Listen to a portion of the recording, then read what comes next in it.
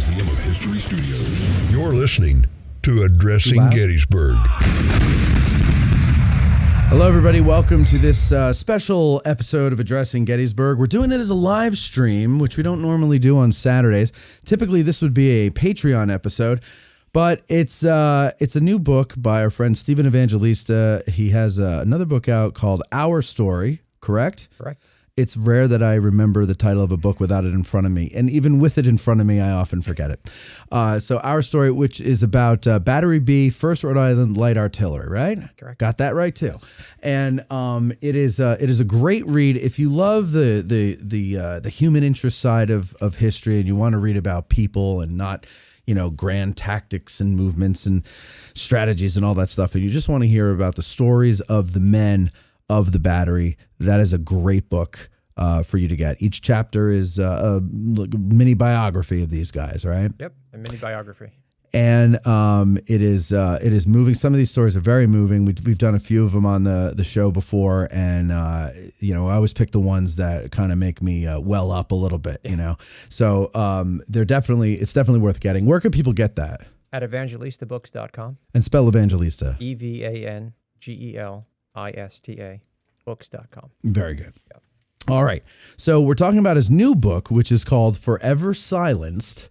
And this is about what's known as the Gettysburg Gun. And this is a great story. And now, so we're going to talk about what the chapter's called The Charge. But it's not about Pickett's charge. Although the battery in this gun was in Pickett's charge. Of course.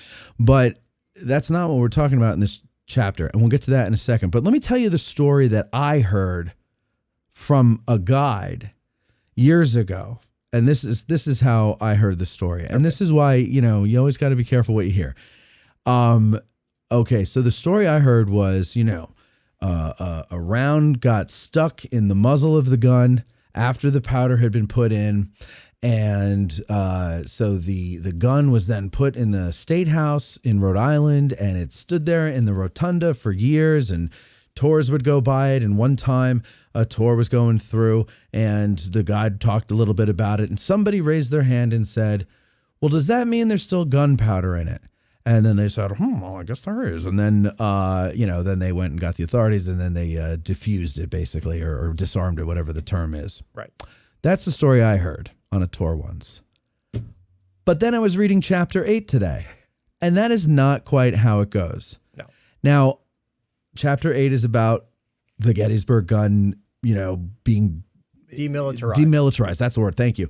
Demilitarized, and how that all came to be. The rest of the book, though, covers the history of the gun, Right. which is very interesting. So, but let's talk about. So everybody knows this story already. So I'm not. I don't feel bad talking about the right version of it on this show, because they're going to go buy the book and get the rest of the story. That's what we want them to do. Let's hope. So, okay, no, they will. You will, right, guys? Because you said so. Because I said so. Right. They're going to get it at evangelistabooks.com. Yes. EVANGELISTA books.com. Okay, so tell me the real story. What did the guide and what have I been telling wrong for all these years? Well, let me first say that the reason why I wrote this book was because there were many stories about the Gettysburg Gun that were not necessarily all incorrect, but at best they were incomplete. And people don't always understand why and what happened to this gun. Now, most people will know on July 2nd and 3rd, sort of the general story of the gun, but what happened after that? And so let's talk about the charge that was placed in the muzzle of the gun. We all know, because we talked about there. this. Yeah, we talked about this on other shows, but on July 3rd, Sergeant Albert Strait, in an attempt to reload the gun after it was struck by the second shell, actually took apart the charge. And everyone knows that, you know, a Civil War shell or a Civil War, ammunition is basically three parts. You have a ball, solid ball, you have a wooden disc, and then you have the powder charge. Well, when that muzzle was dented, he actually had to take it apart to get the powder charge into the muzzle, and then he tried to jam the ball in, and as we all know, the ball got stuck. Right. Okay. So in the act of doing that, he puts the powder charge all the way down into the breech of the gun. Separates it from the ball. Separates it from the ball, separates it from the wooden disc. Pause there for a second, because there's a great point in the book that you make, that typically the whole thing goes in at once. Yes, it's right? one package. It's one package. And that ball, like a solid shot, is actually attached by this wooden disc, and it has metal crisscross bands to it. So it all stays together. Mm-hmm. And so when we think about, you know, ammunition charges, we think, well, it's a solid ball. It's like a bowling ball. No, it's got three pieces to it, right? And it's all attached. So in the act of loading it, he had to take it apart because the muzzle being dented, it couldn't get through together. So he put the powder charge first, and then he tried to ram the ball down, and that's where it got stuck in Now, the I'm muzzle. not trying to second guess a man in the heat of battle here. Right. But wouldn't he have, I'm surprised he wouldn't have known that if he can't get it in altogether, then the ball's not going to go in if he can get the powder bag in. I mean, because the powder bag is softer. I'm sure it's more malleable, even though it's probably pretty firm. I think it was the wooden disc that would have been problematic. Okay. And the crisscross bands. Okay. So because they probably make it a little bigger. It's a little bigger. Yeah. Probably thinking if I can just get past the dent, the ball will go down, and then it'll go in, and then we'll just fire it. And Sure. what the heck? After Who that, cares? right? Because they're so close. Right. Yeah. Right. And yeah. it's such, you know, there's such dreadful conditions that they're going to do anything. Right. So once that ball is in the muzzle of the gun and it sort of gets sintered into there, right? In the heat of battle, no one's thinking, oh, there's something down there. I mean, it's you know, Right. it's terrible conditions. Sure. The battery's called off the field. And there's a lot that we can talk about what happens in between July 3rd in 1962, which is 99 years later. Yeah. But for the purposes of this conversation and for readers, and hopefully they'll read the intervening chapters, we'll fast forward from 1863 to 1962, roughly 99 years afterwards. And there had been, you know, not a lot of activity for, say, the past 50 years where the gun was actually, and by the way, for our listeners, when we say the gun, we're not talking about a pistol. We're talking about a Civil War cannons were called guns. So the Gettysburg gun basically sat in the State House for a few decades, and it, you know, was just sort of resting in its alcove.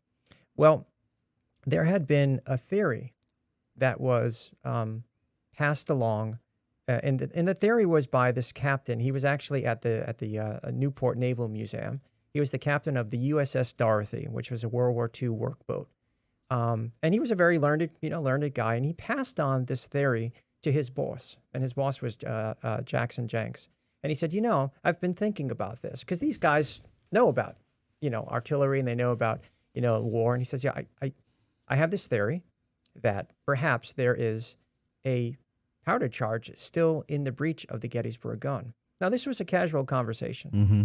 So Jackson Jenks, who is the director of the museum and, you know, has some clout, says, that's interesting. And he sort of leaks the story to a local television station, and they love it. And before they knew it, the Naval Ordnance Team, the Rhode Island National Guard, sort of descended on the Gettysburg Gun and said, we need to investigate this. Now, most people at the time were like, well, you can't just like take the gun. Like, this belongs to the state of Rhode Island. Right. So they actually were able to do some investigative research, and they came across an affidavit. And this 1908 affidavit was from George R. Madison, who was part of Battery B and happened to be the ammunition fixer on the Gettysburg Gun on July 3rd. And he says... No, wait, no. What does the ammunition fixer do in the crew? Where is he? He's at the limber chest, and he's fixing ammunition to be able to be brought forth to the gun to be fired. So now, when you say fixing ammunition... They're cutting fuses. Okay. And they're getting the ammunition charge ready to be brought up. So they're going to hand that to the number 5 man. The number 5 man will run it up to the number 2 man, and the number 2 man will load it into the piece. The charge isn't all ready made, like that it has to be made according to the needs of the gun. If it's a shell, it's going to be, or if it's a fuse, they're going to have to cut the fuse. But some of these solid shot were ready to go. Okay. All right. So in this case, it's a solid shot. And by ready to go, are they attached to the powder bag, or would that have? Okay, Yes, so they come all Yes. together. Yes. Okay. And they were actually color coded. I mean, it was really well. So you don't think of it that you think of that as like a modern thing. No, they were really, when these things came in, they were ready to roll. Yeah. Okay. And they had to be ready to roll. Yeah, of course, that makes sense. So anyway, so they come into the Gettysburg. I mean, they come into the Rhode Island State House, and they get this affidavit from the grand niece of George R. Madison. Her name was Mrs. Dunn, and she said, "Well, look, I have this affidavit from my great uncle, and in the affidavit it says that Sergeant Strait loaded that gun and put the powder bag in and put the." So they said, "Oh, well, we do have this really interesting." So it was enough to investigate. So they then take the tube, the bronze tube off of the Gettysburg Gun. So they leave the wooden carriage, and they bring it to a site in Smithfield, the Rhode Island National Guard site in Smithfield, Rhode Island. And if you look at the pictures in the book, it's sort of horrifying because at first they actually try to drill out the ball, which is what the whole Gettysburg Gun is about. Right. And if you look at closely the pictures in the Gettysburg Gun, you'll see that there were drill marks. But fortunately for the Gettysburg Gun, which is one of the many tests that it withstood, they couldn't penetrate the bronze. Yeah. So that's that. Yeah. So they use air and water pressure to actually blast 2.5 pounds of gunpowder out of the gun, including pieces of flannel that the gun was wrapped in the flannel bag. So That's here it so is. It all cool. comes out. Yeah. And And they did that through the vent. They did that through the vent. They had to drill through the vent because that was drillable. Yes, and they also had some near the trunnions there. These are the sides of the gun. There's some air there.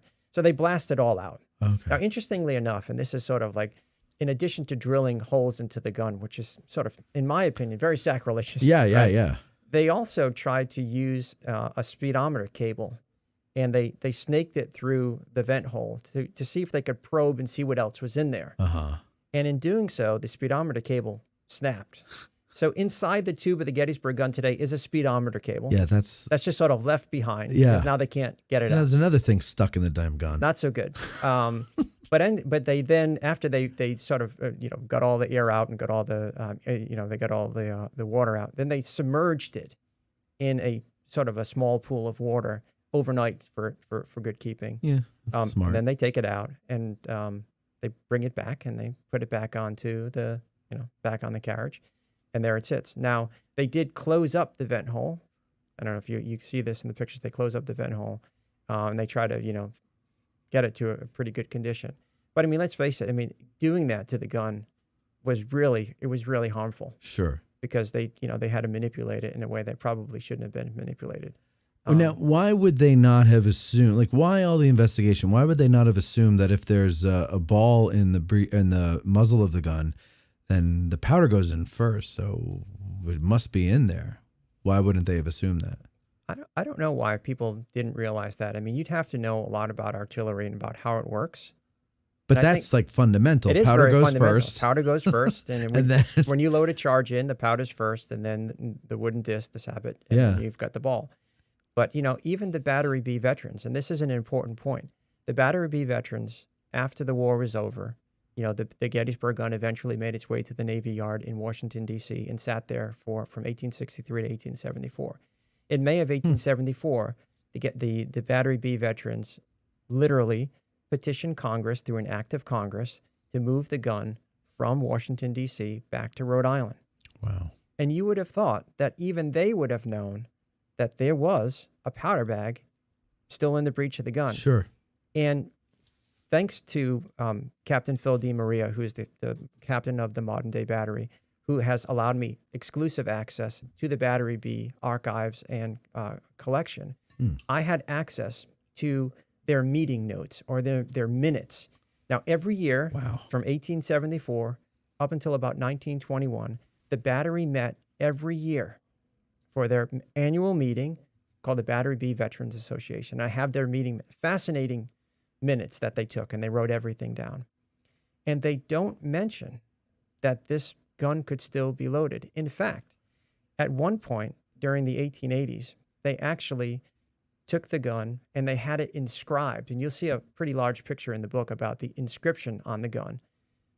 Now think about this. They did that and it was loaded. And obviously they're inscribing it. Right. And there are many other places, and I won't give it all away, but there are many other things that gun went through where gunpowder over time becomes more volatile, right. not less. Black powder, yeah. Black powder, yeah. Right. So unstable. So the reason why, there are two reasons why I really wanted to write this book. One was because I wanted to complete what was incomplete or correct what was incorrect in these stories. That was the first thing. Because the only thing worse than history being forgotten is history getting wrong. Right. That's worse. Yeah. So you want to correct that. The other thing was that I wanted to really sort of demonstrate that the Gettysburg gun technically should not have survived. It should not have survived. Why do you say that? Because there were so many things that happened to the Gettysburg gun where it should not have survived. The odds were absolutely against the Gettysburg gun surviving to this day. In fact, if you think about it, the Gettysburg gun is probably the only gun that can be absolutely verified as a full piece, both the carriage and the tube, to have been here at the Battle of Gettysburg. Why is that? Because most of these guns were lost to history. So when it was put in storage at the Navy Yard, it was put in storage on the carriage? Yes, in fact, but let's clarify that. It wasn't put in storage. It was just left outside. So wait a second. So it was outside through how many years was it just laying there? From 1863 to 1874. But 11 years. But let's even back up after that. Let's take it from this point. Okay. On July 4th, this is the day after the battle, the Gettysburg gun, we'll even take it a day back from that. On July 3rd, when that gun comes off the field, the drivers of that piece get lost. They actually go left on the Taneytown Road instead of right to the Sarah Patterson farm where the 2nd Corps was. So you can imagine this. They go left, they go into town. They don't know where they are. They camp out on Culp's Hill, near Culp's Hill, and then they find their way back to the battery on July 4th. Okay. So it's Independence Day. It's pouring rain. The gun comes back, and the guys are like, what is this? Most of the guys didn't even know that had happened. Like, how is this ball stuck in the gun? So it was a novelty even at that point. Okay. That was in the morning. 4 o'clock in the afternoon on July 4th, the battery commanders get ordered that all of their guns, and when I say all of them, they only had 3 at this point, guns 1, 2, and 4, had to be surrendered back to the artillery depot in Gettysburg because Battery B was so torn up. They didn't have enough men. They didn't have enough horses. So they only had seen the Gettysburg gun, Matt, for just a few hours before they actually had to give it back to the artillery.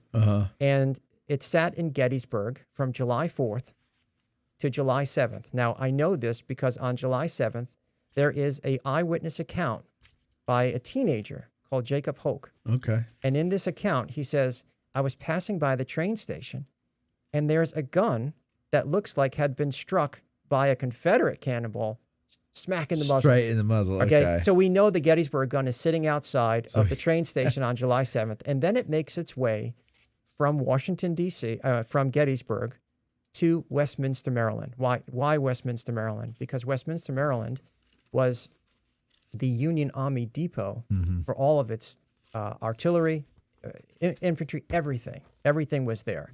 And so it sat out for a few days on the street, and they were going to scrap it. because these guns were going to go back to the foundries to either be recast or they're going to be destroyed. But when the citizens of Westminster saw it, they said, "Wow, that's really interesting. Like, we've never seen anything like that." So they decided not to scrap it, and they sent it to the Washington Navy Yard as an oddity from 1863 to 1874. So it had been outside forever. Yeah. From that point, it had not been preserved, conserved, In protected. extreme heat Extreme heat, and extreme cold. Yes. Huh. So in 1874, the Battery B veterans who had been meeting as a group petitioned Congress. They said, that is Rhode Island's gun, and we really want that back. But it wasn't that easy, right? So they had to petition Congress. In Congress Action, you'll see the Act of Congress in the book. The Congress, signed by then U.S. President Grant, allows the gun to be brought back to Rhode Island. So the Battery B veterans go down to Washington, D.C. by train, and they put the gun on the train, and they bring it back to Providence. Now, before we get to it at this point, I thought it was funny because when they demilitarized it, one of the points you made in there was that they grounded it so a static electricity charge wouldn't blow it up. Right. This thing sat out with the potential of being hit by lightning. It was out, and it gets hot in the mid-Atlantic states during the summertime, and metal. I don't know what brass does specifically, if that makes it super hot or whatever. Right. But it's amazing that it survived there. Now, I just want to show this picture to the camera, and I'm sorry, folks, that I don't have it actually on the screen, but I have nobody to run camera here today. Wait, let me get it. There we go. Okay. So this is the muzzle of the Gettysburg gun. You can see a dent there. And is the dent from when the Confederate round hit it, or do we not know exactly? Yes. Okay. This was the second shell strike that the Gettysburg gun suffered on July 3rd. But when what was his name? Straight. Sergeant Straight. Straight. Yeah. When he's trying to get it in there, he takes an axe, the blunt end of an axe, and he's whacking the thing, trying to ram it in there, right? Right. Well, first, he puts the ball in there, and here's an interesting piece. So the gunner of that piece, his name was James M. Dye. Can you imagine his job? His job was to hold it in place. Yeah, think about that for a minute. He's going to hold it in place, and he actually says in his diary, "I was holding it in place so that Sergeant Straight could actually use a rammer first." They actually used the rammer. That makes sense. But because, it's not, you don't have as great a position to get it in there. So Charles A. Brown, who was the lieutenant, he called for an axe from the caisson. So someone runs up an axe, and now he gave it Sergeant Straight. He's using the back end of the axe, right? And he's hitting it almost like you'd hit like a baseball, right? Yeah. And it's not moving. In the act of doing that, the third shell strike occurs, and the gun gets hit again. Wow! And when it gets hit again, it gets hit on the cheek of the gun, takes out a spoke, and it actually lifts the gun up on one side and brings it back. And what Sergeant Straight says in his diary or in his letters, and James M. Dye says it, that put an end to it. That put an end to it. Yeah, we're done. We couldn't do anything else at that point. And as the gun cools and the ball is still in there, it fused. Yeah. It fused. So, okay, now they bring it up to the State House. Well, or do they? Well, that's where the story kind of gets interesting. So they get it home on May 21st, 1874. They have this grand reception for the Gettysburg gun. Lots of pageantry, big parade. They bring the gun to the state of Rhode Island, and they actually deposit. They say they deposit it in the care of the state of Rhode Island, and they ask to please take care of the gun, make sure it's protected. And they go through this whole thing. There's no home for the Gettysburg gun. What happens is the state of Rhode Island really didn't have a place to put this gun. And so the Battery B veterans actually take the Gettysburg gun and shuttle it into the basement of the Benefit Street Arsenal. And they keep it there because there's nowhere to put it. Right. And they start working with the state of Rhode Island and say, hey, can we get like a display for the gun? Can it be put out in front of at that time, they only had the State House in Rhode Island was on Benefit Street. So they said, we'd like to have it in front of the Benefit Street State House, but it needs a proper covering and it needs something. Right. That didn't immediately happen. And so what happened was, even though they had put it in the basement of the Benefit Street Arsenal, and they would take it out on their own, and when they took it out, by the way, even in as early as 1880s, they were changing out the wheels. Even by then, the wooden carriage was so fragile that the veterans themselves in the early 1880s and into the 90s would take the wheels, original wheels off and put reproduction wheels on to move it.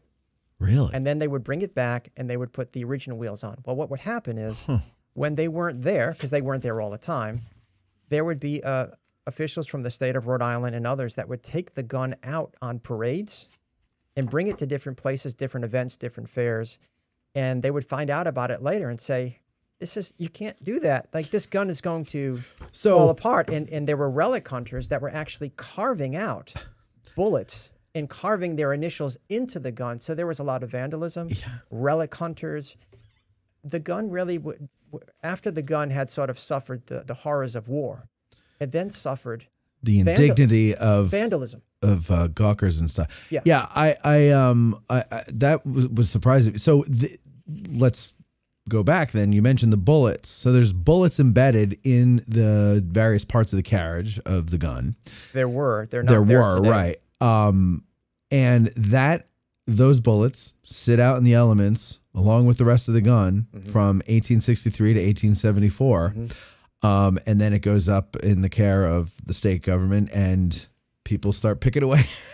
So it was supposed to be in the care of the state government, but really the veterans of Battery B were the caretakers of this relic. Like they were the ones that were going to make sure that nothing happened to it. But so how did it end up going to fairs and other things? How were these people able to pluck those bullets out? Because they weren't the only ones that had access to the armory. Others did too. And people that had, were in powerful positions, and they would take it and leave it outside and have it exposed to the elements. And so at one point, the state of Rhode Island said, well, why don't we do this?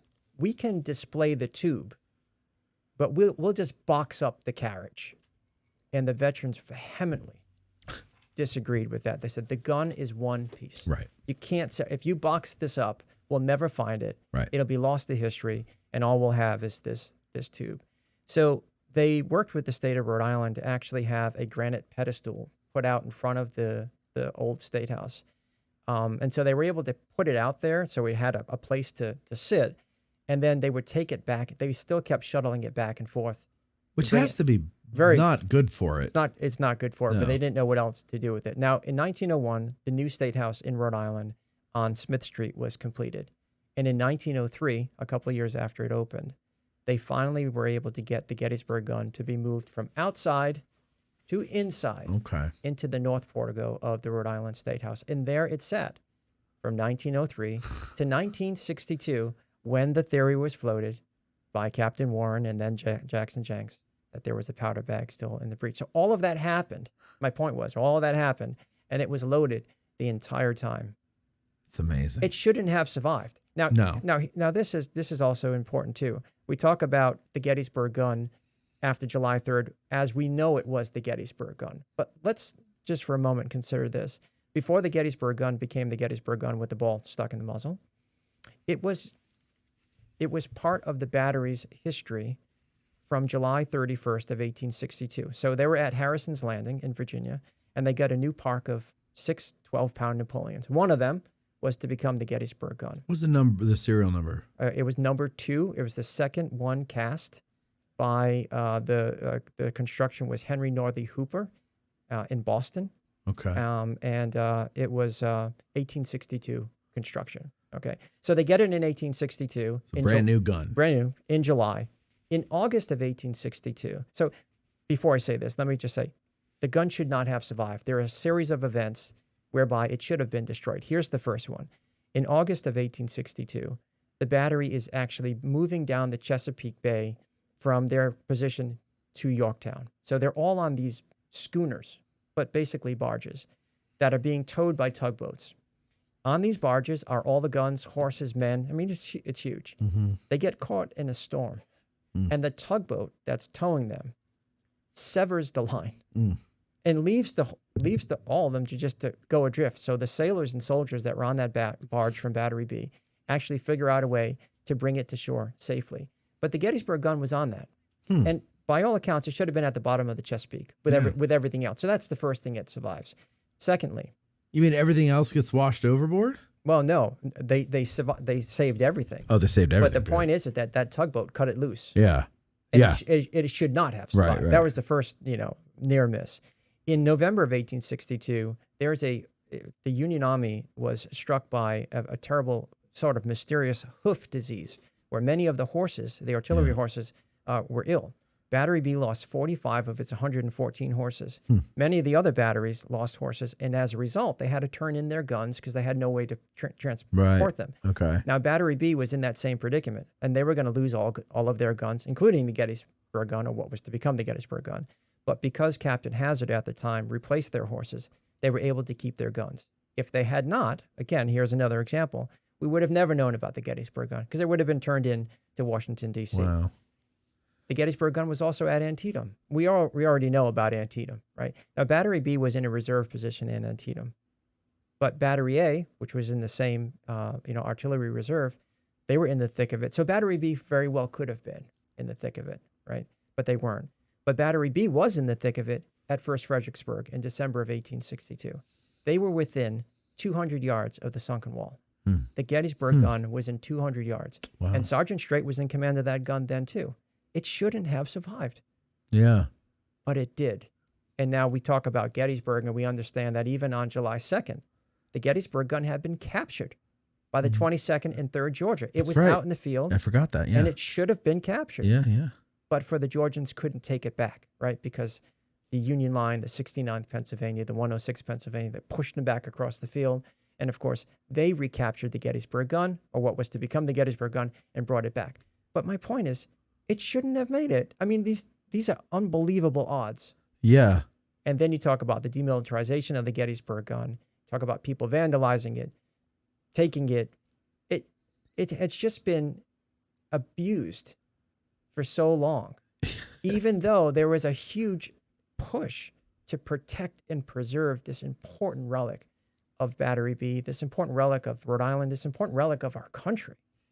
And so I guess one other reason why I really wanted to write this book was because I really wanted to show how the dream of the Battery B veterans to preserve and conserve this piece was actually realized in 2023 when the gun was moved from the Rhode Island State House, where it was at least protected inside, but not being preserved or conserved. Mm-hmm.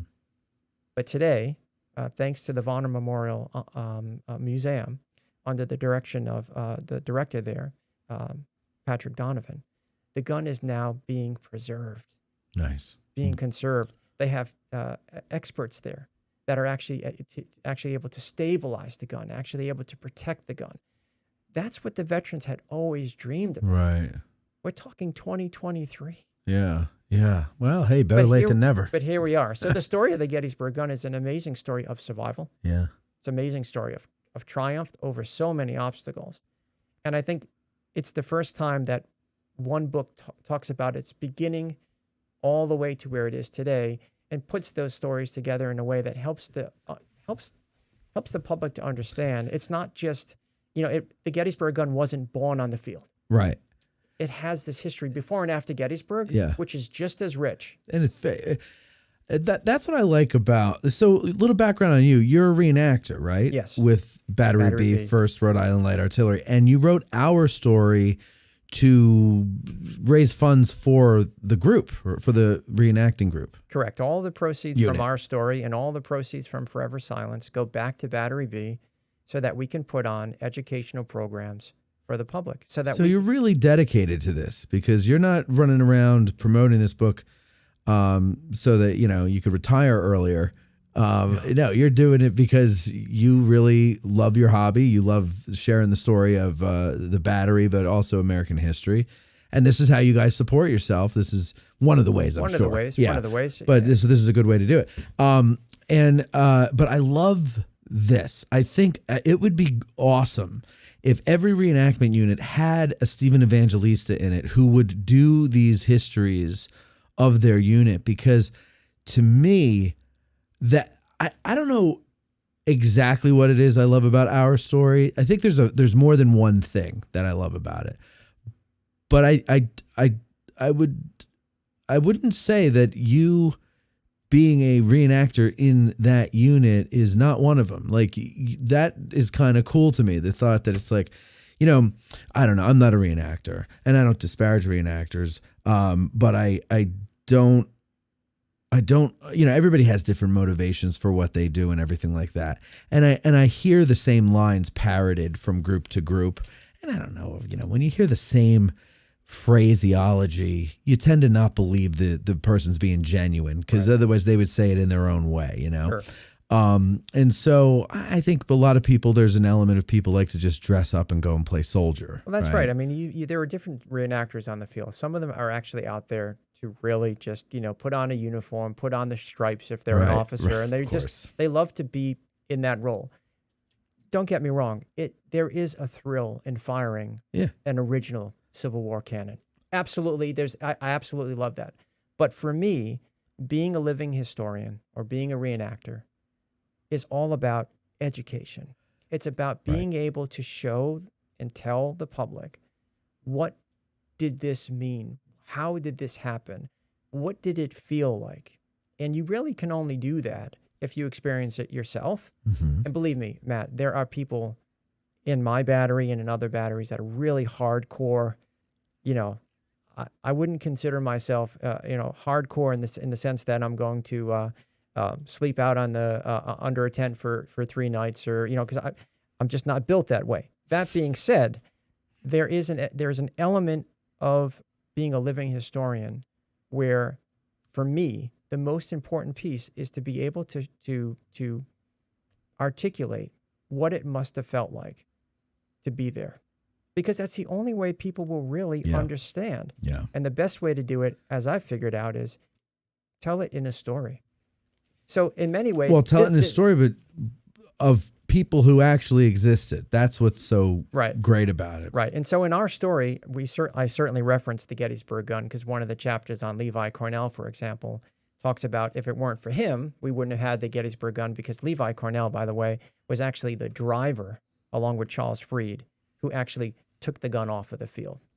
So I wanted to dedicate this book as if it were its own singular chapter, but instead of to an individual, to this object. And I will say, it was sort of cool to be able to breathe life into an instrument of death. I have to say, that was kind of cool, right? Because you don't normally get an opportunity to do that. Sure. But I wanted to be able to focus on the Gettysburg Gun as an object, not just of history, but of something that's living and breathing today, because you can see it.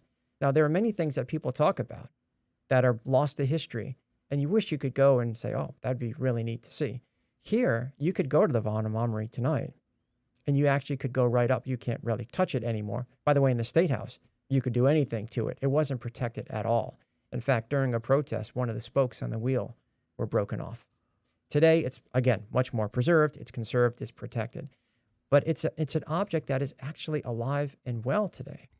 And I think if people are really, really interested to go up and see that dent for real, to go up and see how the axle was damaged, to go up and see the what that trail, from the bullets, all of that, to see the inscription on the gun, because the gun itself, it was in many ways the embodiment after the war of those who were sacrificed on it, and they truly it's were like their sacrificed. a symbol of what they Sacrifice and honor, and that's what's so, I think, fortunate for Battery B, is that we have this relic. Not only, you said a lot of batteries would love a book. A lot of batteries would love a relic. But we are very fortunate to have one associated with our story. And so that's one of the reasons why I think these stories should be lifted up, because if you don't put them in a book and codify them, memorialize them, then you'll just get bits and pieces over time, and then they'll just be forgotten. How many bullet holes are in it? Do we know? 39. 39. And most of them took place on day 2, because remember, they were... So they're from Gettysburg. Mm-hmm. Okay. Yeah. I guess they would have repaired them after each battle if they could, but I mean, these guns were really scarred. But you know, see, on day 2, July 2, at Gettysburg, Battery B was in a very exposed position. They were out in the Cadore Field, and they were one of the only batteries out there. And originally, they were actually, if you think about this, so if you're looking at the Cadore farmhouse from the angle of the copse of trees, so we're looking down the field, they were all sort of facing towards the right because they're actually aiming towards Lee's headquarters, where there was a Confederate battery out there wreaking havoc on Meade's headquarters. So their original intention was, we're going to take out that battery, which they did. And as they finished doing that, they hear cheers and, hollers and screams. They're like, oh, this is great. They thought that the Third Corps was actually coming back from the Peach Field, reinforcements. Not happening. In fact, what was happening was there was a Georgia brigade under Ambrose Wright, which was actually composed of the 3rd Georgia, the 22nd Georgia, and the 48th Georgia, about 1,400 guys coming across the field to about 130 guys. Okay, Right. Overwhelming disaster. Yeah. And so as the Georgians made their way across the field, they came up against a Massachusetts unit and a New York unit that were posted along the Godori Farm. They got pushed back. So as these guys are falling back, they're all running through the guns, and they really can't even fire at that point because their own guys are coming through.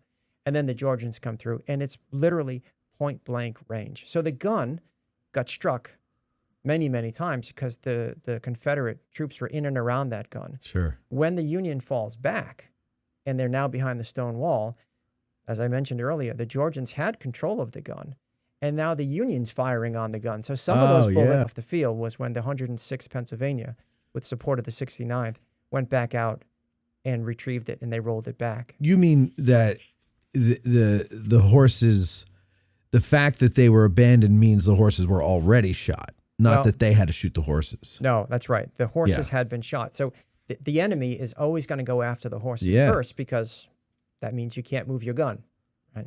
So, interestingly enough, Matt, which is really sort of sad in a way, on the evening of July 2nd, after the battle is over, the men from Battery B go back out onto the field in their previous position to bury the dead. Yeah. And you know how they were able to identify where their previous position was? The piles of dead horses. Oh, really? Yeah. They just went back to where the piles were. Oh. So this is where we were. Recognize the horses. And then they would take the dead from here. That's just sort of a somber. Again, you don't know these things because we think about, as you mentioned earlier in the podcast, like big battles, big strategies, big things. But when you read their letters, their meeting minutes, when you read their diaries, they mention things like, for example, there just happened to be a pretty well-lit moon on July 2nd. So they use that. They use the pile of horses to figure this out. But again, they're on contested ground. We all know what happened on July 3rd. So these guys are out there. So you mean they didn't know to just go up Pleasanton and turn right on Hancock to get to their location and find their monument? Take a left at Tommy's or whatever. Yeah. I mean, no. But you're right. I mean, that's the thing difficult. is to us, these areas are all momentous. You name a monument or you name a unit, and somehow in my brain, I can get a ballpark of where they were. Right. But back then, they had just made that history. They don't know where they are. These places are not momentous to them. They didn't even know what Gettysburg they are to us. Yeah, they didn't know what Gettysburg was. Here's another sort of interesting fact. We go out to the copse of trees today. We go out to the Godori Field. Everything's green. Yeah. Yes. There's an account by John Devlin of Battery B on July 2, where he was on the 6th gun. The 6th gun is on that mound today where that second day marker is. If you're familiar with the Battery B second day marker, it's on a mound right out. Out in the field. Way out there. Yeah. He says that when his gun was trying to be hitched up to the limber, their limber actually went to another gun because the Confederates were so close to the 6th gun. They're like, we're not going there. We'll go here. And they left John Delavan sort of, abandoned there. And he says as that limber was coming up, the plowed ground created this huge, huge cloud of dust. The ground was plowed. It was dirt. It wasn't green. It wasn't grass. Battery B said, our commanding officer said, we could not speak back. We did not say anything back. Though we wanted to. Sure. It's a fascinating window into, these guys are coming back behind the lines. You can imagine what they're saying to the Battery B artillerists who just gave them, the run for their money. And Battery B is stoic, silent. Just we were ordered not to do anything. It's just an interesting way to think that this was how the behavior was. This was how the order was. Right. Even in something as really gruesome as Gettysburg, they held their tongue. I think that's really cool. I do too. And And No. that's I don't know why that's striking me as interesting. I don't know. I wanted to say odd, but it's prisoners of war mouthing off behind enemy lines. Right. It's pretty ballsy. It is. On their part, but also it also goes to kind of, it's also more in the evidence column of the Confederates had to be mentally ill in the first place to go and do what they did. But yeah, and then that the commanding officer is like, hold your tongue, ignore it, and just be the bigger man, right? Kind of. But here's another important point that people may or may not get, and that is Ambrose Wright's brigade. If you think about how far they got pretty far. Okay, they went all the way up almost to the stone wall. There are accounts that they actually went over the stone wall. Okay, I believe some of them might have. Isn't that and wasn't that the whole objective of Pickett's charge? Yeah. Day 2, if you will Lee, Day 2 actually proved that you could do it. Sure. They could do it. If hardly anybody's there. Which is exactly right. Now, for Battery B, they just happen to be in like the worst position because part of their precarious sort of stance that day was really due to Dan Sickles, because when Dan Sickles moves that third corps out, he creates this massive gap. The only thing standing in between Sickles and the rest of the Union is Battery B. They're the only ones out there. So T. Fred Brown, who was the first lieutenant, the commander of the battery at the time, says in his letters after the war, I fully expected that we were going to be pulled out of there. I was like waiting for any minute to be, let's get out of here and go to support Dan Sickles. He said, but that order never came. Instead, the Georgians came, and it was like 6 o'clock in the evening by that point. And they had been out there since like 10 in the morning. By the way, interestingly enough, the battery gets up at 2 o'clock in the morning on July 2nd. They had to march 8 miles to get to Gettysburg. Right. They're there by like 10 o'clock in the morning. They're basically waiting there. Then they're pulled out into the field into this exposed position. They take out this Confederate battery. They had been there all day. If you were these guys in the sweltering heat on July 2nd, they had no rations. Right. In fact, interesting enough, and you'll see this in the book, on July 3rd, just before the barrage started, the cannonade started, their wagon driver, a guy by the name of Robert Niles, had just pulled up with his mules right behind the lines, trying to get the guys food. He had just made it, and he was pulled back because the signal guns from the Confederate line went off. Imagine if you were those guys thinking, oh, we're finally going to get something to eat. Right. Not quite. That's so hard to imagine, too. And, of course, I take into account that I'm 20 to 25 years older than most of these guys. So you can endure a lot when you're young. But if I don't eat all day, I don't have breakfast, I don't have lunch, I don't have any snacks, maybe I just have water, maybe black coffee. By the time dinner time comes, I'm dragging myself into the house saying, feed me. Sure. I'm about to die. Your brain is starved. Yeah. And I can't. Now, that's just a normal work day here in the office. Right. I don't have people shooting at me. I'm not expending any energy, moving stuff or running or, walking over rough ground, or the stress of, a bullet whizzing by your ear and, ooh, that was close. There's none of that for me. Even if you were taking care of 6 horses without any gunfire. There's an interesting story on the July 2nd. A guy by the name of Peter Shevlin of Battery B. He was actually a detached man, but he was with Battery B on the 6th gun, which was closest to the Cadore farm. On July 2nd, just before the Georgians come across the field, he says, I think there's a well at the Cadore farm. And he grabs like 8, 9, 10 canteens, slings it over his shoulders. Says, I'm going to go get us water. Like, you're crazy.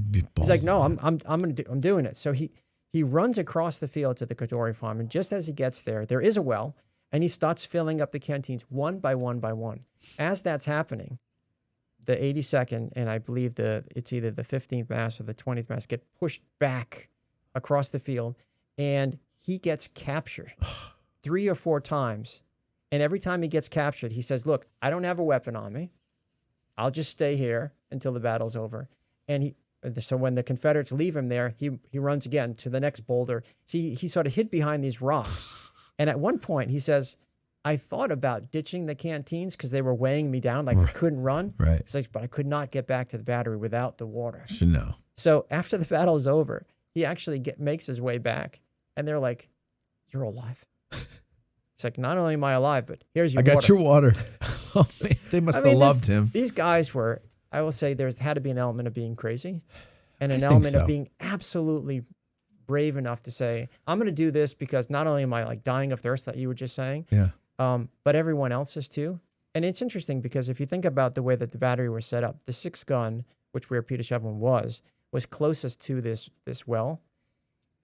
Can you imagine making your way across this field in open fire and then being like, okay, now I'm going to make my way back across the field as there's a cannonade going on and there's weighed down with 20 bottle or canteens Right, or whatever he had. And as the Georgians approach closer and closer and closer, you know, they're changing from solid shot or shell to canister. Right. And there's no escaping that. I mean, you got to, canister is spraying both friend and foe at that point. Oh, yeah. Unfortunately. Oh, yeah, yeah.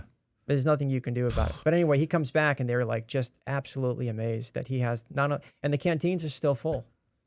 It's a great story. I mean, It is a great story. that's a great story. Not one was hit in leaking water. Not that they wrote about. I mean, when you're young, you are more likely to be daring. Sure. Too. But I think I have to imagine, and of course I'm not a veteran, and so any veterans in the audience might be able to fill me in on this. Like, I have to imagine that at a certain point, you're just like, whatever. You know what I mean? Like, Right. we need water. I'll go get the water. I can die here as easily as I could die out there. Right. So what the hell's the difference? You remember in our story, Alfred Gardner, who I think one of your favorite stories. Yeah. He says in a letter, he's the one who gets his shoulder his blown up shoulder and he blown dies off. on the wheel. Yeah. Prior to that, he writes home and he says, you know, if I die in battle, amen. If I return, amen. Right. It's exactly what you're saying. Like, there's no dodging this. But he's There's like 40, isn't he? 42. 42. Yeah. So he's the old guy. He's me. He's considered old. Yeah, he's Yeah. considered old. Yeah. Whereas like Sergeant Strait was 33. Right. Average age was like 18 to 25. But Right. some of these guys were old. Some of them were really young. Well, sure. But I mean, his philosophy was if I get home, amen. If I don't, amen. Whatever it is, my duty, that I will do. And I think a lot of them had to. If you're in that environment, what choice do you have at that point? You don't. You don't. You don't. And I think there's something that's been going around on the internet, and it's supposedly written or said by somebody anonymous. Nobody knows who it is. I don't know where it comes from, but it's wonderful, and it's called the man who wanted to be left alone, or the men who wanted to be left alone. And it's basically about the people who are sitting idly by while, you know, the crazies of the world start, you know, getting crazier and louder and start infringing on them. And essentially it's describing Mel Gibson's character in The Patriot. I'm a pacifist until you shoot my kid on my front lawn. Right. And now, you know, woe be to you. Right. Right. And it describes something that the reason why he wants to be left alone and the reason why you have to push so hard to get him to fight back is because he knows that once he does, the old him is killed, is dead. It's a suicide because he's going to do things that he never wanted to do in order to not even retaliate, but to defend. And so I have a feeling from my friends who are veterans, what they've told me, and it's to varying degrees, that kind of happens. The old you, the kid who signed up, dies the first time you either take a life, you know, at some point. There's a different point for everybody. But and you're no longer that person, and you can never be that person again. You could be shadows of him, but you'll never really be that person again. Right. And I forgot why I brought that up. What were you saying? It felt pertinent at the moment, but that basically they don't have a choice. They have to really be stoic to say this is the way it is, and either I die or I live. Yeah. But how they live and how they basically, like Battery B was like an artillery unit like any other of 130, 140 men. It's a small group, and even though over time, so it's like 138 men or 139 men exactly that sign up over the course of the war, they swelled to like almost 300 with detached men. Right? Sure. But in the end, only 17 of the original 139 survive. It's a very tight-knit family. And so the veterans of Battery B after the war, those that were original members, you can imagine how tight they were. Sure. 17 of them. 17 of 139, 17 original. So remember that, as the war goes on, there are a lot of detached infantrymen that come in and out of Battery. And a lot of those guys actually were part of the Battery B Veteran Association as well, because they felt a strong affiliation, with the Battery, and they served with them. And the Battery was like, yeah, you're one of us. Yeah. Right? But they were, after the war, they were like the best of friends after what they went through. And when they died, it was really sad. And in fact, in the meeting notes, every year, so you can imagine every year they come back, they have a list of those who died. And it's really sad to read it because you get attached to these guys. You're like, oh, yeah. Like some of the historians, for example, like John Delavan, for example, or John Rhodes, who wrote the Battery B regimental history. When they pass, you feel it in your gut, even though you never knew them. You never knew them. They are key players. And they did things that were so, monumental, like John Rhodes and John Delavan writing the regimental history. Thank God we have that. Or when they erected the monument in 1886, the Battery B monument on the field today. These things didn't just happen. No. Like they worked to make this happen. They had to really be in the, in the thick of the action to be able to raise the money, for example, to come down to work with the Gettysburg, it wasn't a given that they were going to be able to put these monuments up. And absolutely all that. not. Right. And when they came down here, and if you read John Delavan's, speech, he makes a speech, at the monument, a dedication speech. He basically says, all I really feel like doing right now is sitting down and bowing my head. Like no words are ever going to describe what happened here. No words. But he does say, we became a family. Yeah. Well, and that's another thing I think I've noticed too from talking with my veteran friends is the loyalty that they have to each other afterwards is unlike any other relationship they have in their lives prior to or since their combat experience. Right. Peter Zach, one of the people watching, says that combat has no rational thinking. And I think we need to just remember that because you're not a veteran, are you? No. So we're not veterans, and we're trying to imagine what it's like, and I don't think we can. No, and I think we try to apply rational thought to an irrational phenomenon, which is war. Right. It's completely irrational. You're purposely going at people who are coming at you with weapons to kill each other. Right. That's not rational. I don't think anyone can really. I mean, I can't fully appreciate that because I'm not a veteran, but I absolutely respect not only our veterans, but people in the active military today, our men and women who this is a true sacrifice. It's a true sacrifice. Absolutely is. And the cause that the Battery B and the people that served during the American Civil War, I think these people, like, they didn't necessarily want to do this. No. They had a duty to do it. Right. If you think about a 9/11 event, or you have a Pearl Harbor event, these events, they shook people into a new understanding of what it meant to be, the United States of America. I remember my grandfather told me that one day, when the news broke that Pearl Harbor had been bombed, he said he went home that day and he said, "Ma, they bombed Pearl Harbor. I'm going to sign up tomorrow."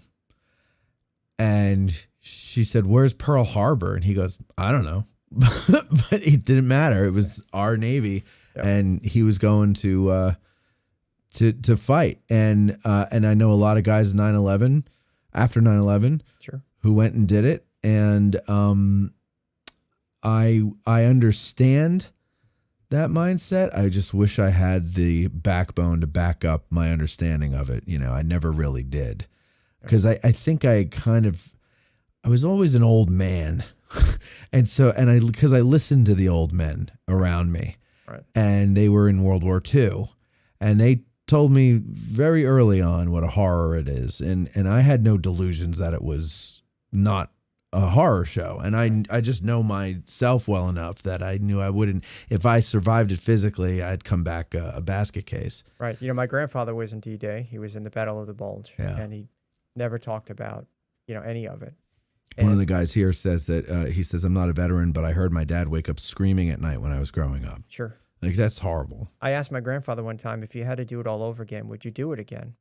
And he said, I would, but not for the reasons that you would think. I wouldn't do it again just because it was, I was a soldier, and I said I only would do it again so that I could make it to this point in life and have the family I have today. So he had to go through it to get to where he was. But to do it again for the sake of doing it, it was absolutely hell. Of course. Absolutely hell. Yeah. And he said, I shouldn't be here. And I think a lot of them have that sort of guilt that, those who did survive, they shouldn't have survived. And again, getting back to the story of the Gettysburg Gun, that feeling of the odds of survival. Yeah. Makes you appreciate life, makes you appreciate existence of this relic a whole lot more. It's not just, this gun came off the battlefield and it was put in a museum. I wish. That would have been great, except that's not what happened. No. And so when people see things like this, and we're really lucky that we have the story behind the Gettysburg Gun, but there are thousands, millions probably of relics out there that are absent the story.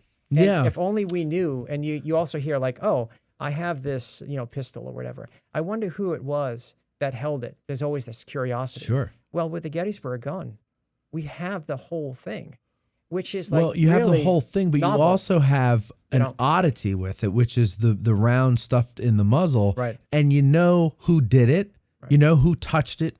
You know how it got in there. Right.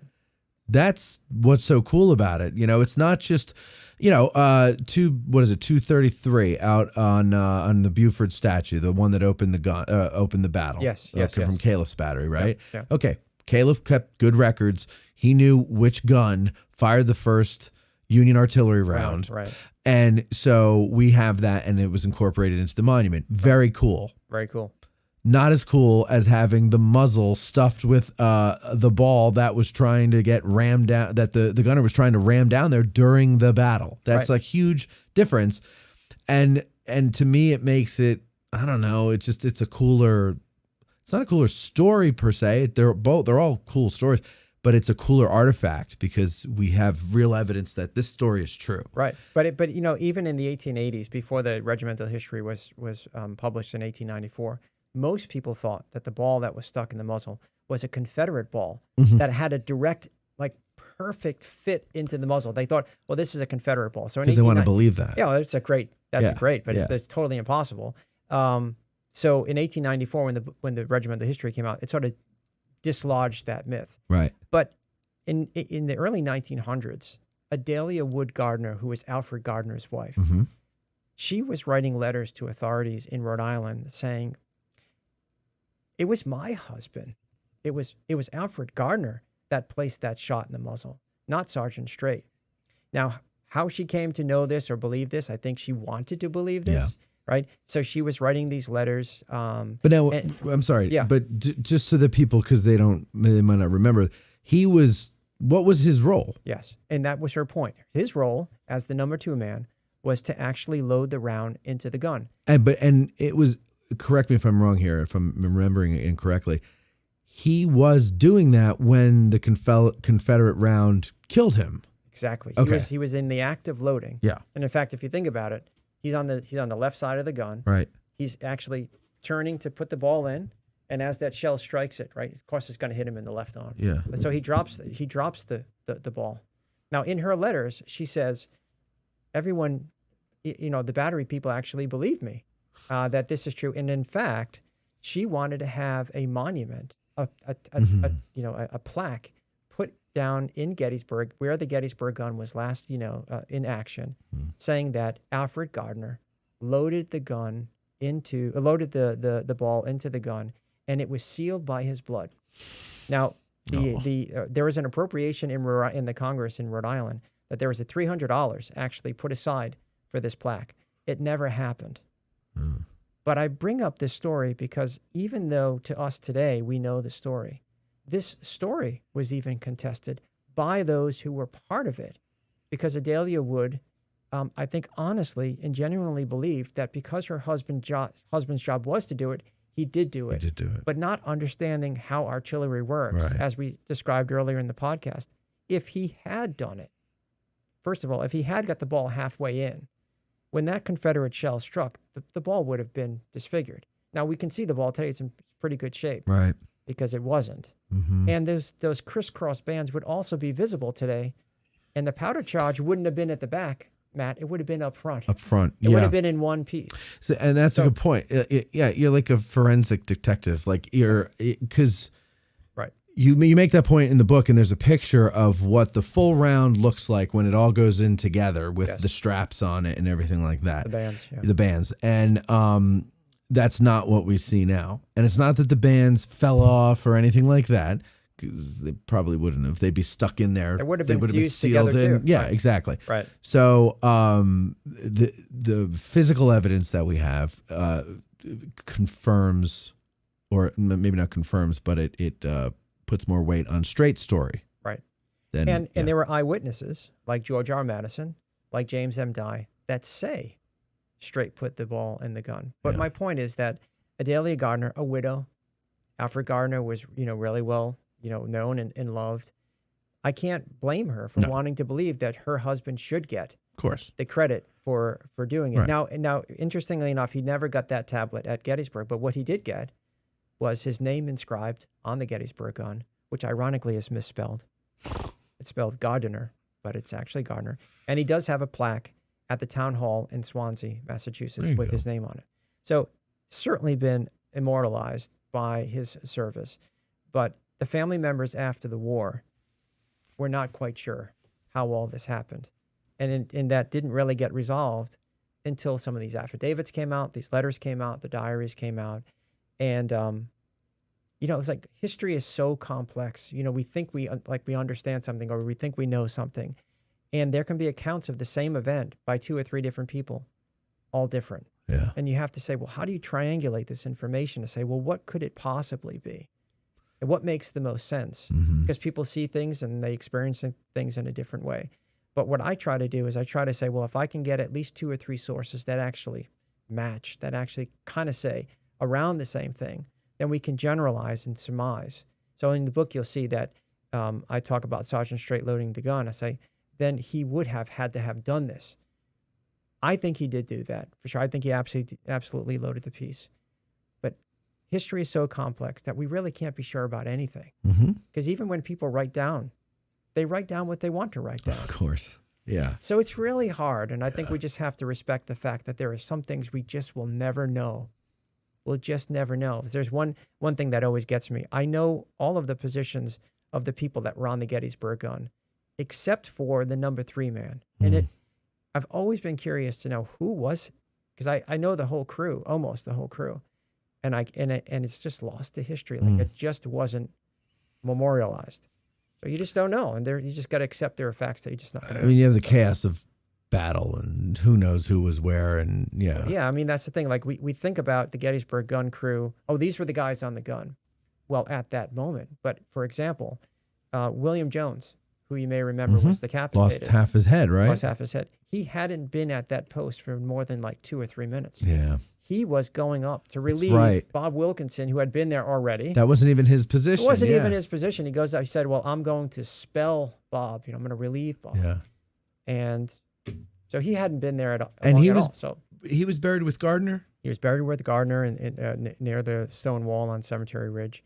And then when Gardner's brother came to take his body, they dug up both bodies and they reburied Jones again. And then Jones was actually then reinterred at the Gettysburg National Cemetery. So he had been buried. But the brother-in-law, or brother-in-law, the brother was told he's buried with another man. They weren't all buried with other men. He's buried with another man who's missing half his head. Yeah, that was the marker. So that's how he knew, if I find a double grave and one of the guys is missing half his head, then my brother's the other guy. Right. Now, Sergeant Strait, when he had buried both of them, he said, I buried them both in a red woolen blanket. So that's your first clue. Okay. He's buried with another man who was, decapitated. And they did put a wooden sort of marker in the ground that said 1st Rhode Island Battery B. But remember, that's July 4th. Mm-hmm. Gardner's brother didn't go until like August. Yeah. It's hot. It's they're pretty things are decomposed. Be decomposed, and so the blanket was probably still there. But the point is that like this was not things didn't unfold in a very even or easy way. It's funny for anybody. I had before this a listener he's a teacher at a school out in Chicago, and he brings his kids out here every year. It's a history class at a private Catholic school. And so for the last few years when he comes out, he asked me to come and talk to the kids and stuff. And I like to do that because I need to believe that we have some hope for the future. So I don't want to look at videos of whacked out teenagers online and think that, we're doomed. I'd rather meet them and see, okay, God, there's a God, cohort out there that can do something. Yeah, thank you. There's some leaders here. Yeah.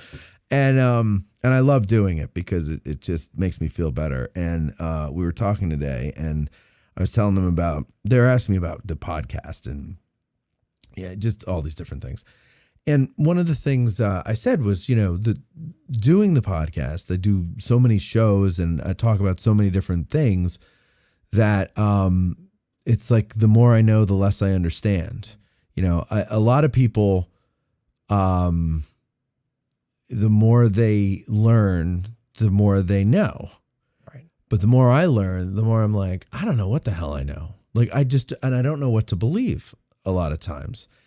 And so I finally have come to the conclusion that I look at history and I look at the Bible in the same way, in that they're both very good stories that we can find inspiration from and perhaps model our lives after. But whether or not they're absolutely 100% true, I don't know. And I'm not going to pretend to know. You just don't know. Right. And so, in essence, there's certain things we know. Like these guys that we're talking about, Gardner and Wilkinson, they're dead. They died at the battle. This we know. Right. How they died and who was where and who did what, we kind of know. Who actually put the round in the muzzle, we think we know, but Gardner's wife was pretty sure she knew. Right. And then what do you read first and who do you choose to believe, and how long do you go believe in that before you hear the other version of it and then go, do you buy that or do you just dismiss it whole cloth? Whatever. Point is, it's interesting stuff, and the thing that I find is the easiest way to think of this stuff is to just put myself in their shoes if I can. Not everybody can do this. It took me 40 years to learn how to do it really well. But you think, okay, well, if I were in that situation, and of course combat, I don't know what that's like, right? But I have a good imagination. So, and I listen to people when they describe it. And I'm like, okay, I would probably be crapping my pants if I were in that situation. Sure. But let's say I wasn't. And my point is, you just remember that these are human beings. This isn't a movie. And I think movies have ruined our ability to read and understand history because we want to picture it neat and clean like a movie puts it. A wrap up. But it doesn't happen like that. No, it's very ugly. But I guess one of the points I'd just like to make before we wrap up today is that even though there's a lot we don't know about because we weren't there, the real cool part for me around the Gettysburg Gun story was that in 2023, August, myself, my family, under the direction of Captain Phil DeMaria, we were part of a historic team that moved the Gettysburg Gun from the State House to the Von Orme Memorial Museum. And Matt, in doing that, we became a part of the history of the gun. And I can say, I was there. I know what happened. Yeah. I became an eyewitness. And there were moments in moving that gun which had not been moved. We didn't really talk about this since 1988 when it was brought back to the battlefield in the same position on the 125th anniversary of the Battle of Gettysburg. That's cool. Under the direction of Captain Phil DeMaria, who brought the gun back to that spot with the help of the Rhode Island National Guard. Phenomenal story. But when we moved that gun from the Rhode Island State House to East Greenwich, it was really tense because here we are saying, okay, we're going to move this gun after all these years, after knowing what it went through. And I said to myself, partly why I want to write this book is because someone has to tell this story later on. Like, this should not be left unsaid. And so I'll just say one quick part of that. One of the things we had to do, just like the veterans had to do, was replace the wheels. We couldn't move it from its place without changing out the original wheels and putting on these reproduction wheels. Now, this may seem mundane, but just imagine for a moment, this gun has not moved in decades, and it's sitting on sort of like a support, the middle of it sitting on a support. And so we had to use a sort of like a lift, hydraulic lift, to pump it up just a little bit to get the wheels off the ground to replace them. Oh, yeah. So yeah, now the sure. gun's sort of suspended in the air. Again, after all we talked about, the Gettysburg gun is now like a half an inch off the ground on this lift, hydraulic lift. And so we take off the right wheel, and believe me, like you can't imagine like the stress. Like, okay, take off the bolt. Here it comes out. Okay, here it is. They were wrapping the wheel. It was all wrapped up. I'm sure. So then it was like, okay, put the replacement wheel on. So now you got one reproduction wheel and you got an original wheel. So now we move to the left part of the gun. And believe me, all these guys are like all so well-intentioned and like, okay, everyone be careful. Don't break anything, you know. So we try to take off the left wheel. And as we're doing it, the left wheel it can't come off the gun completely because there's actually a electrical outlet that had been put there when the gun was placed there later on in after it came back from the 125th. There had been a display case that had been put in front of the gun, and in order to light up the display case, it needed an outlet. So they put this outlet there, but the outlet was preventing that wheel from coming off. We only needed an inch. And that was the inch. Of course. So, of course, what happens? We say, well, the only way to get it out is to move it past this outlet. Yeah. Oh, God. So the decision was made, okay, let's put it back on the ground and wheel it on its original wheel. And the repro. By just like maybe, 6 inches. Right. So we put it on, we put it down, and just as it's sitting, it begins to... You cannot believe the stress. Oh, God. So we get those few inches, we put it back on the lift, take the wheel off. Yeah. And everyone just breathes a sigh of relief when both reproduction wheels are, because at least it's there. Yeah. So that was one day. We did all this like just packaging and protecting of the gun. We didn't even move it. The next morning, the whole crew comes back again. And the tension is, now we're going to move this gun from its place and put it in the trailer and actually tie it down and bring it to, and moving this gun out of the Rhode Island State House. I mean, all of the guys and women and everyone that was part of it, every inch, you just took a breath, every inch. And it was slow moving, right? We were holding it, people holding the trail, people holding the wheels, slow, slow, slow. So we had these metal ramps that were in place to be able to have it go down just 2 steps. And as the gun weighs about 1,000 pounds. Yeah. As it's going over the metal ramps are cracking under the weight. Just and then we had to bring it to this, we had to roll it along a cobblestone walkway, a hill almost. Right. And so we had these guys, God bless them, they were actually rolling out like felt. Like carpet. Like a carpet. Yeah. Every few feet. Roll it out, put the gun on it. All right, take them out. Yeah. Put the gun on it. And then we finally got an inch of the trailer. And I remember very distinctly, we're in the trailer and the gun is had to be put on these tracks. And these tracks in the trailer, they're really for another gun. Who knew the Gettysburg gun would ever be on these tracks? It wasn't built for that. Sure. And so very gingerly, everyone's trying to put these guns into the track perfectly. And of course, only one goes in the track perfectly. Right. And the other one, of course, is not going to cooperate. Right. And so I remember Captain DeMaria saying, no one's going to like how this is going to sound, but we have to keep pushing it. Eventually, it will fall in. Oh. Okay. And then push, and then here, like massive, this cannon just dropping into place. Uh-huh. And you're thinking, this is the Gettysburg gun. Right. But I say this story because, there are many, many things that have to take place in order to preserve a piece of history. And sometimes it's ugly. Sometimes it's messy. Sometimes it's like no one would ever want to do this. But once it was strapped in, and I remember my son and daughter, Sophia and Nick, they were actually in the truck with Mary and Phil DeMaria, who actually transported the gun from the State House to the museum in East Greenwich. And I said to them, how did it feel to be driving down the highway on 95, knowing that the Gettysburg gun is in this trailer behind you? Mm. And again, I'll end with this. Another risk that what would have happened if there was an accident or something. Here, the gun's traveling down 95 for the first time in decades. Point is that nothing happened. It got there. It's there now. It's protected. It's behind, a protective, enclosure. It's amazing how history has allowed this relic to survive. Yeah. And that's really what I want readers in the book to appreciate is some of these relics we're lucky enough to know the history of. Some of these relics we're lucky enough to be able to go up close to and appreciate. This is one of them. It's not just Rhode Island's relic.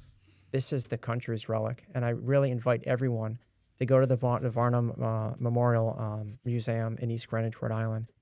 See it for yourself. And believe me, you won't just see it. You will feel that history just encapsulating the entire piece. It's just a fascinating story. And I really appreciate, I just want to say before we end, so appreciate you allowing me to come back on your show, Matt. Love it. I absolutely love to be here. And thank you for allowing me to promote the book. It will be out April 5th on evangelistabooks.com. All the proceeds going back to Battery B. And hopefully we'll have more stories to come. And might I suggest, folks, that you get our story and this book at the same time. This book, of course, is forever silenced. And evangelistabooks.com. Here's what I like to do. If I have the time, which I don't have the time as much anymore, but I did after you first were on the show, and I would go out to their monument and read different chapters at random. You don't have to go in order because it doesn't read that way. Just randomly pick a chapter and read it and read about these guys. And I like to do this with other regiments too, and just read about what they did while you're sitting there doing it. And I have to say, like, I've done it before with other books and other regiments and or other units in general, brigades, whatever. And it's always moving, but there was something about the way you have that written that is more moving, because each chapter I read, I can just read the story of one man and his experience up to either the end of the battle or the moment he dies or whatever the case may be. And I don't know, there's something to it. And I would love to see, like I said before, I would love to see every like serious reenacting unit with a historian like you in it who would write similar books. I think it's a great way to support the unit, right? To have something like this to sell. Right. I don't know if anybody can write them as well as you do. I mean, you do a great job with these. It's not that easy to do. But I have to say that, and I want to acknowledge my wife, Adriana, that's in the studio with us today. Here. The support that I have to be able to do this, where Adriana can prevent civil wars from happening at home, for example, is really important, because, these things are not easy to do. They are time consuming. Very time consuming. And how often is he not around when he's doing this stuff? Yeah, he disappears. He disappears. 12 hours, yeah. But you understand that, right? Support. You need support to do it. It's not an easy thing to do. And you also get a break from him. That's right. But what's cool, Matt, is that the whole family was involved. Adriana, Nicholas, Sophia, all of the battery living historians under Captain DeMaria. We were all part of this really momentous and historical moment in August of 2023. And that's what the last chapter of the book talks about. So I would just say it's not only about education. It's not only about the history. It's personal. Yeah. We feel a connection to this gun. Yeah. As like a family heirloom almost. Yeah. And we also want to protect it. And we also do you have an ancestor in the unit? No. I don't. So this is just local. Was it your local unit or? Well, being from Rhode Island. So just state. Yes. Just because you're from the same state. Exactly. And being affiliated with Battery B. But that's what I mean. Like, so you chose Battery B because you're from Rhode Island, and that's the unit you found? Long story short was that one night my wife and I were actually strolling through the mall, and my wife's like, well, I'm going to go into this store. I'm like, okay, I'll wait here. And there was an exhibit that Battery B was putting on at the Warwick Mall in Rhode Island. And I just happened to stroll through, and I said, wow, this is really cool. I was talking to some of the guys, and I'm like, I think I'm going to sign up on this unit. And so later on I said, I'm going to sign up. You are? I said, yeah, I think this is really cool. And I did. So I had signed up with Battery B First Rhode Island. And then shortly after that, Matt, we moved to Maryland. And I wasn't in Rhode Island anymore. Oh, okay. And I said, but I still really want to be part of this battery. So I would meet up with them in Gettysburg when they would come down for the Remembrance Day parade. And I never stopped doing that. And so they've always been like my family from Rhode Island. And now I've been with them for 20 years. And they truly are family. Mm-hmm. And maybe that's how the original Battery B men felt. when you're with these guys, for big events like Cedar Creek or the 160th, there is something to say about how Sure. these units gel together. Yeah. And how everyone has their own sort of superpower that they bring to the group, that only they can bring to the group. There's a chemistry there. Yep. And everyone brings their best. And people not only care about the hobby, but they care about the history. And I really am very grateful for the support of the Battery for these books, because I think everyone knows it's not easy to support these this hobby is expensive, let's face it. Oh, It's yeah. an expensive hobby, and anything to defray the cost of gas, for example, or the cost of supplies, or even just, going to events and promoting the Battery or the book, nothing's cheap. So it's good to have something to put have a cause for, right? Sure. And I can't think of a better cause to support than the education and the history for Battery B in Rhode Island. No, So I can't either. And this is, I love. What are you going to do? Another book? let me promote this one first. Do you have any ideas or desires to do another book? Well, there's so much history and there's so much in the collection of Battery B, so many letters and diaries, and so Right. many of the men have such a great story. Yeah. But I think for the moment, I would really, really love, and I think I mentioned this on your show before, I actually have a copywritten screen treatment for a movie for Nice. Battery B.